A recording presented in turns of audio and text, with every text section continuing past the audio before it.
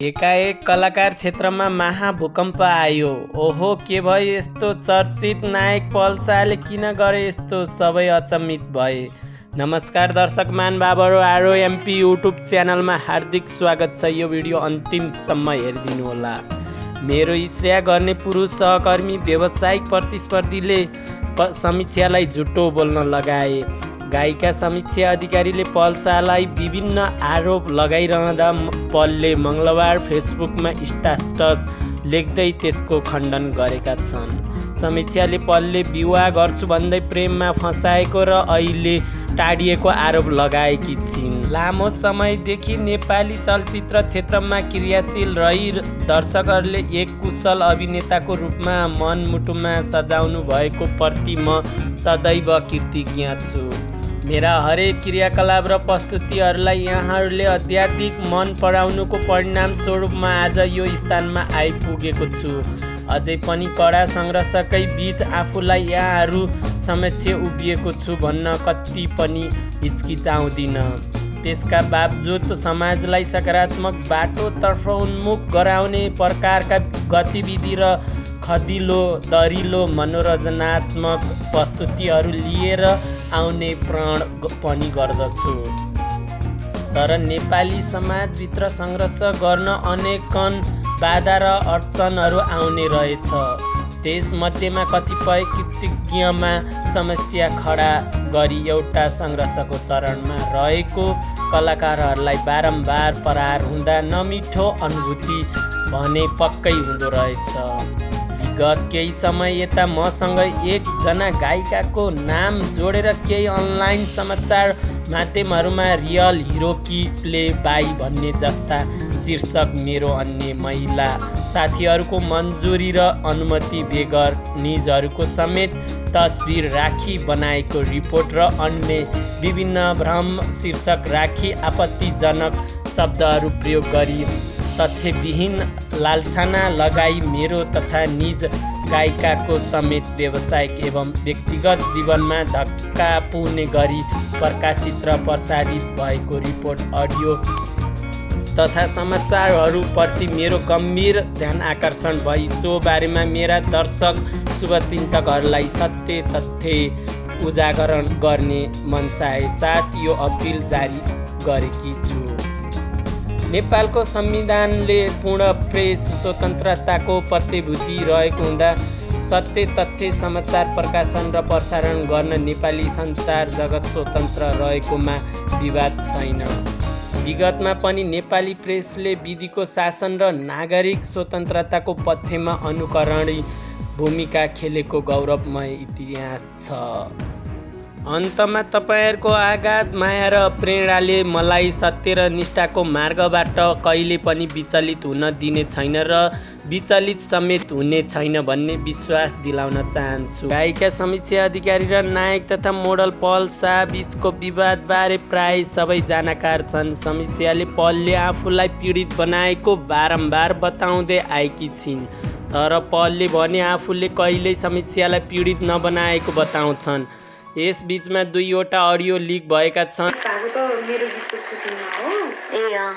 कति समय अगाडि? त्यस्तै 1.5 वर्ष भयो। अनि भेट भएपछि भेट भयो म त पहिला त्यो मान्छे मलाई खासै मन पनि पर्दैन, केही खासै उ लाग्थेन कि। अनि जब भेट भयो मेरो भेट भएको कि हजुर भेट हुँदाखेरि अनि त्यहीँबाट चिन्जान भयो, फ्रेन्ड बनियो होइन। हजुर अब मेरो नम्बर उयो राख्ने मैले नम्बर राखेँ। तर त्यति बेला बच्चे जस्तै थियो म त। त्यति बेला फोटो पनि देखाइदिन्छु अहिले हो अलिकति हल्का भएको 1.5 वर्ष अगाडि भनेपछि त बच्चै त भयो नि। कति पो वर्ष थियो त्यति? 16-17? 16 थियो कि 16। अहिले 18 होइन? कुन महिना भेट भएको? त्यस्तै हो नि, कस्तो बच्चा रहेछ। थिएन अति नै बच्चा हुनुहुँदो रहेछ। बच्चा हुनुहुँदो रहेछ। भेट भएको हो हजुर अनि त्यो पुरा केयरिङहरू गर्ने के हजुर उसलाई त म खै त्यो पटाउनलाई उसलाई त केटी खेलाउनु बानी भयो गइसकेँ मैले अहिले आएर हो नि त सबै कुरा बुझ्छु हजुर, हजुर। अब किनभने भर्खर इन्डस्ट्रीमा आएको अब के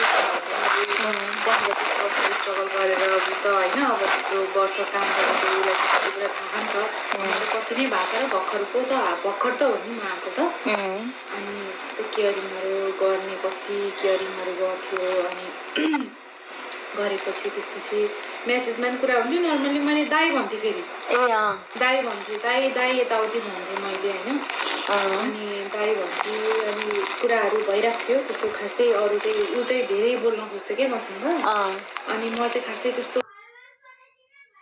मैले स्ट्याटस पनि लेखेँ केही पनि तिमीले आफै लेखेको त्यो स्ट्याटस मलाई लेख्न लगाएको उसले लेखेर पठाइदिएको कि तिमीले आफै लेखेको उसले लेखेर पठाएको उसको साथीहरूले राम्रो तरिकाले दिइरहेको बनाउनु अहिले चाहिँ होइन सबैलाई थाल्यो मलाई के थाहा छ र मलाई थाहा नै भएको पुरै प्लानिङ रहेछ होइन पछि मलाई नै पागल बनाउने जस्तै अहिले मैले अब त्यो यथार्थ खुलाउँछु भनेर मैले अनि ओके ल आफ्टर निस्किने डिपमा जान्छ त्यो भने उसलाई थाहा नि मलाई तर अब उसले मलाई मसँग मनोज हुँदैन उसले रेस्पेक्ट गर्नु उसले केयर गर्ने हिसाबमा पनि होइन उसले ट्रस्ट गर्थेन है मैले ट्रस्ट गर्दैन है त्यो ट्रस्ट गर्दैन अब चाहिँ त्यो अप्सन त्यो चाहिँ अप्सन छैन अब होइन त्यो अब अप्सन छैन जिन्दगी एउटा हामी चाहिँ साथीहरू बेस्ट फ्रेन्ड छौँ तिम्रो अगाडि नै हुन्छ एभ्री टाइम म तिम्रो अगाडि हुन्छु तिमीलाई परेको प्रब्लम सल्भ गर्छु म तिमीलाई केयर गरिरहन्छु तिम्रो अगाडि बस्दिन्छु म भनेको छु कि इफ माया मैले गर्छ भने त मैले इग्नोर त गरेको छु नि त होइन गरेको छु अनि अब मेरो इच्छा हामीहरू तिमी अब एउटा दाजुभाइको नातामा होइन त्यो एउटा